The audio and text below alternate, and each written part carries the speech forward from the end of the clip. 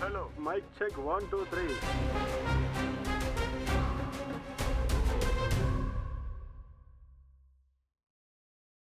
இவங்க மொழியை வச்சு இல்ல நான் கத்துக் கொடுக்க மாட்டேன். மொழியை தடுப்பதற்கு இவர்களுக்கு உரிமையே இல்லை. மக்கள் அதுக்கு ஓட்டே போடல. அடுத்து என்ன சட்டம் போடணும்னு சொல்லுவாங்களா? நம்ம எல்லாரும் காலையில் வெள்ளை கலர் சட்டை தான் போடணும், கருப்பு கலர் சட்டை போடக்கூடாதுன்னு அடுத்து ரூல் போடுவாங்களா? இல்ல காலையில் என்ன சாப்பாடு சாப்பிடணும் சொல்லுவாங்களா? இல்ல எந்த விதமான வண்டி ஓட்டணும், பஸ்ல எந்த சீட்ல உட்காரணும்னு சொல்லுவாங்களா? அதே போலதான் இருக்குது. மூன்றாவது மொழி படிக்க கூடாதுன்னு சொல்றது அதே போலதான் இருக்கு. நாங்கள் கட்டாயப்படுத்தலையே. மூன்றாவது மொழி ஒரு மொழி படிங்க, பிடிச்ச மொழியை படிங்க. நீங்க படிக்கலனா இந்தியா ஃபுல்லா படிப்பாங்க. அப்ப தமிழ்நாடு நாம மட்டும் 2 மொழி படிச்சுக்கிட்டு படிக்காம இருப்போம். 20 ஆண்டுகள் கழிச்சு நம்முடைய நிலைமை என்ன ஆகும்? நாம மட்டும் தனித்தீவாக தமிழகத்தை ரிபப்ளிக் ஆஃப் தமிழ்நாடு டிக்ளேர் பண்ணி இங்கே இருந்துக்கலாமா? அக்கா கனிமொழி அவர்களுடைய மகன் சிங்கப்பூர் சிட்டிசன். கனிமொழி கருணாநிதி அக்காவுடைய பையன் சிங்கப்பூர் சிட்டிசன். உலகத்தரம் வாய்ந்த நாட்டில் அவர் படிச்சிட்டு இருக்கார். சிங்கப்பூர் சிட்டிசனாக இருக்கக்கூடிய கனிமொழி அக்காவுடைய மகன்கிட்ட போய் நீங்க தமிழ் மட்டும்தான் படிக்கணும்னு கேட்பீங்களா? சிங்கப்பூர் சிட்டிசன்ல அத்தனை மொழிய கனிமொழி அக்காவுடைய பையன் படிப்பான். ஆனா அக்கா மட்டும் மைக் எடுத்து இல்ல தமிழ்நாட்டில் குழந்தைகள் 2 மொழி தான் அப்படி பேசுற அக்கா ஏன் கனிமொழி அக்காவுடைய பையனை கவர்மெண்ட் ஸ்கூல்ல சேர்த்து 2 மொழி படிச்சு வைக்கல? இன்னைக்கு மொழியை பத்தி அவ்வளவு பேசுறாங்களே. நாங்க பெரியாருடைய பேத்தின்னு சொல்றாங்களே, கலைஞர் கருணாநிதி அவருடைய மகள்னு சொல்றாங்களே. ஏன் அவருடைய குழந்தைக்கு சிங்கப்பூர் சிட்டிசனாக ஒரு நியாயம், தமிழகத்தில் இருக்கக்கூடிய ஏழை பெற்றோருடைய குழந்தைகள் அரசு பள்ளியில் என்ன ஒரு நியாயம்? நாங்களும் கேட்போம்ல. தமிழ்நாட்டுக்குள்ள எங்கேயுமே 3வது மொழியிலும் பேன் பண்ணு, பிரைவேட் ஸ்கூல்ல பேன் பண்ணு, சிபிஎஸ்இ பேன் பண்ணு, உள்ள விடாத. எதுக்கு நீ 2 விதமான மக்களை உருவாக்குற? அதான் எங்களுடைய அடிப்படை கேள்வி. மும்மொழி கொள்கையை கடைபிடிக்க வேண்டும் என்பதற்காக மாணவர்களுக்கும் ஆசிரியர்களுக்கும் இன்னைக்கு 2142 கோடி ரூபாய் நிதி தராமல் இன்னைக்கு வஞ்சிக்கிறது. இந்தி நாங்கள் வேண்டாம் என்று சொல்லவில்லை. இந்தியை திணிக்காது, விரும்பினால் யார் வேணாலும் படித்துக் கொள்வது வேண்டாம் என்று சொல்லவில்லை. தந்தை பெரியார், பேரறிஞர் முத்தமிழறிஞர் கலைஞர் 1938 ஆரம்பிக்கப்பட்ட போராட்டம் 1965 மாணவர்கள் எழுச்சியோடு தமிழகம் முழுவதும் தங்கள் இன்னுயிரை பொருட்படுத்தாமல் மண்ணெண்ணெய் பெட்ரோல் எல்லாம் தங்கள் உடலிலே ஊற்றி தீயிட்டு மாண்டார்கள்.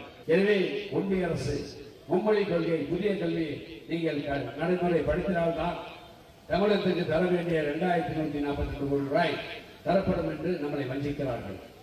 இதனால் பாதிக்கப்படக்கூடிய மாணவர்கள் 40 லட்சம் மாணவர்கள். ஆசிரியர்கள் 2142 ரூபாய் 42 கோடி ரூபாய் கொடுக்காத காலத்தால் அவர்களுக்கு சம்பளம் கொடுக்க முடியாத சூழ்நிலை. நீங்க நடத்துற பள்ளிக்கூடம், எதிர்கட்சி தலைவர்கள் நீங்க எல்லாருமே நடத்துற பள்ளிக்கூடம் எல்லாம் என்ன தெரியுமா? மும்மொழி கொள்கை இல்லைதான் நீங்க சொல்லலாம். ஆனா அதுல 2 மொழி கொள்கை தான் இருக்க வேண்டும் என்றுதான் நீங்க ஆங்கிலமும் ஹிந்தியும் பிற மொழிகளும் இருக்கிற பள்ளிக்கூடத்தை 2 மொழி கல்வியாக நீங்க நடத்துறீங்க. என்ன மெட்ரிகுலேஷன், சிபிஎஸ்இ எல்லாம் என்ன இருக்கு அங்க? ஹிந்தி இல்லாம இருக்கா? நீங்க தமிழை தவிர வேற மொழியெல்லாம் வளர்க்குற மாதிரி தான் பள்ளிக்கூடங்களை நடத்தி வருகிறீர்கள். இது அந்த ஸ்கூல்ல உங்க பிள்ளைகள் படிக்கலாம், உங்க பேர பிள்ளைகள் படிக்கலாம். அவங்க எல்லாம் நல்லா வரணும். பிரெஞ்சு படிக்கலாம். கனிமொழிகிட்ட கேட்டா அவங்க மகன் ஏதோ படிக்கிறேன்றாரு. உதயநிதி ஸ்டாலின் என் மகன் யூகே போய் படிச்சேங்கிறாரு. இவர் அன்பில் மகேஷ் என்ன சொல்றாரு? கல்வி அமைச்சர் என் மகன் ஒரு சேஞ்சுக்காக பிரெஞ்சு படிக்கிறாங்க. நீங்க எல்லாம் சேஞ்சு வேணும், எல்லா வளர்ச்சி வேணும். ஆள்கட்சி கூட்டம் என்ன சப்ஜெக்ட் இருக்கு? ஒண்ணுமே இல்லாம பொதுமக்களை திசை திருப்ப வேண்டும் என்கிற ஒரே காரணத்துக்காக நீங்க எதை பத்தி பேசுறீங்க? ஒவ்வொரு மாணவனும் அந்த ஸ்கில் 3வது மொழி ஏதோ ஒரு மொழி, தெலுங்கு, கன்னடம், மலையாளம், உருது, பிரெஞ்சு எல்லாம் கத்துக்க எது வேணா நீங்க அதுல பட்டியலில் இருக்கு நிறைய மொழிகள். அதுல ஒன்றை படிக்க அனுமதியுங்கள் சொன்னா இந்த சொல்லுவாங்கல்ல பழமொழி, இருண்டவனுக்கு அரண்டவனுக்கு இருண்டதெல்லாம் பேய் அப்படின்னு சொல்லுவாங்க. அது மாதிரி எந்த மொழியை பார்த்தாலும் ஹிந்தி மாதிரியே தெரியுது போல அவங்களுக்கு. அதெல்லாம் வேணாங்கிறாங்க. ஐயா நான் கேட்குறேன், சுகர் பேஷண்ட்டு தான் இனிப்பு சாப்பிடக்கூடாது. உங்களுக்கு ஹிந்தி பிடிக்காது, உங்களுக்கு சுகர் கம்ப்ளைண்ட், ஹிந்தி கம்ப்ளைண்ட் இருக்கு. நீங்க எதுக்கு எல்லாருக்குமே சுகர் பேஷண்ட் மாதிரி ஹிந்தி பிடிக்காது நீங்களே எப்படி முடிவெடுக்கிறீங்க? நான் அடிச்சு சொல்றேன், அண்ணாமலை அவர்கள் எங்கள் மாநில தலைவர் சொன்னது போல நீங்க 1965 இந்த ஹிந்தி திணிப்புன்னு சொல்லி எல்லாரையும் மூளையை மழுங்கடிக்க வச்சு நீங்க ஆட்சிக்கு வந்தீர்கள். இப்ப அந்த பப்பு வேகாது, அந்த பருப்பு இப்ப வேகாது. இது எல்லாத்துக்கும் மேல உதயநிதி அவர்களுக்கு நான் ஒரு சவால் விடுறேன். நீங்க தமிழ் தமிழ் தமிழ் மூச்சு, தமிழுக்காக உயிரை கொடுப்போம், ஹிந்தி திணிப்பை விடமாட்டோம்னு சொல்றீங்களே.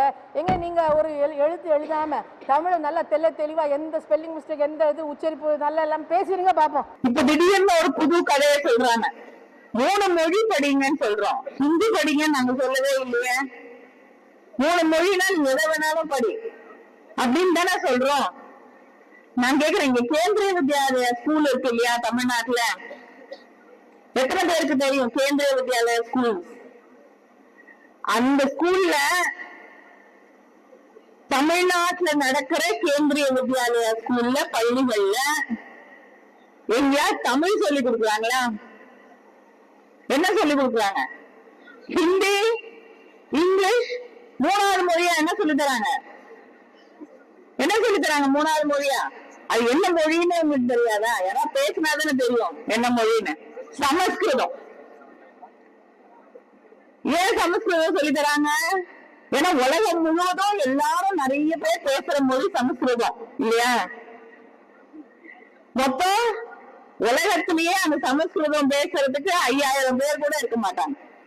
உண்மையிலேயே வேலை கிடைக்க வேண்டும், பிள்ளைங்க வேலை பார்க்க போற இடத்துல போய் அந்த மொழியை பேச வேண்டும் என்று நினைத்தால் நியாயமா பீகாரிலும் யூபியிலும் தமிழ் சொல்லிட்டாங்க.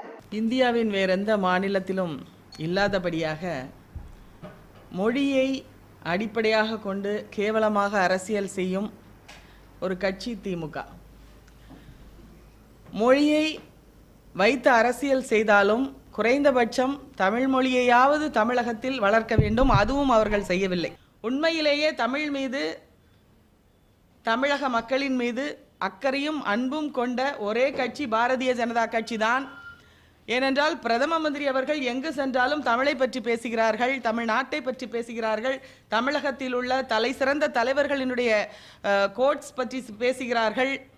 வெளிநாடுகளிலெல்லாம் தமிழினுடைய புகழை எங்களுடைய இந்திய நாட்டில் உலகின் தொன்மையான மொழியாகிய தமிழ் மொழி உள்ளது என்று எங்களுக்கு ஒரு கர்வம் இருக்கிறது என்று வெளிநாட்டில் பறைசாற்றும் பிரதம மந்திரி மோடி அவர்களினுடைய புகழை கெடுக்கும் விதமாக தமிழ்நாட்டில் திமுகவில் முதலமைச்சர் அவர்களும் சரி, துணை முதலமைச்சர் அவருடைய மகன் அவர்களும் சரி, அமைச்சர்களும் சரி, குறிப்பாக கனிமொழி தென் மாவட்டத்தில் அனைவருமாக மக்களிடம் ஒரு பொய்யான வதந்தியை கிளப்பி வருகிறார்கள். ஹிந்தியை திணிக்கிறார்கள் என்று சொல்கிறார்கள். இந்தி என்ன ஒரு அவமானமான மொழியா என்ன? இந்தி அரசியலமைப்பு சட்டத்தில் இருக்கக்கூடிய ஒரு மொழி. இந்தியை திணிக்கவும் இல்லை. இந்தி இந்தி என்று இந்தியை கேவலப்படுத்தும் இவர்கள் அரசியலமைப்பு சட்டத்திற்கு எதிரானவர்கள் தானே. இந்தி மொழியை நாங்கள் திணிக்கவில்லை, ஆப்ஷனல் சப்ஜெக்ட் தான். தமிழும் ஆங்கிலமும் இருக்கிறது. இந்தி படிக்கலாம், மலையாளம் படிக்கலாம், கன்னடம் படிக்கலாம், ஒரு ஆப்ஷனல் சப்ஜெக்ட். அப்படி இருக்கும் பொழுது இவர்கள் நாடாளுமன்றத்தில் குரல் எழுப்புவது, மக்கள் மன்றத்தில் பேசுவது, பொது வெளியில் பேசுவது என்று சொல்லுவது மிகவும் தவறான விஷயம். Hello mike check 1 2 3.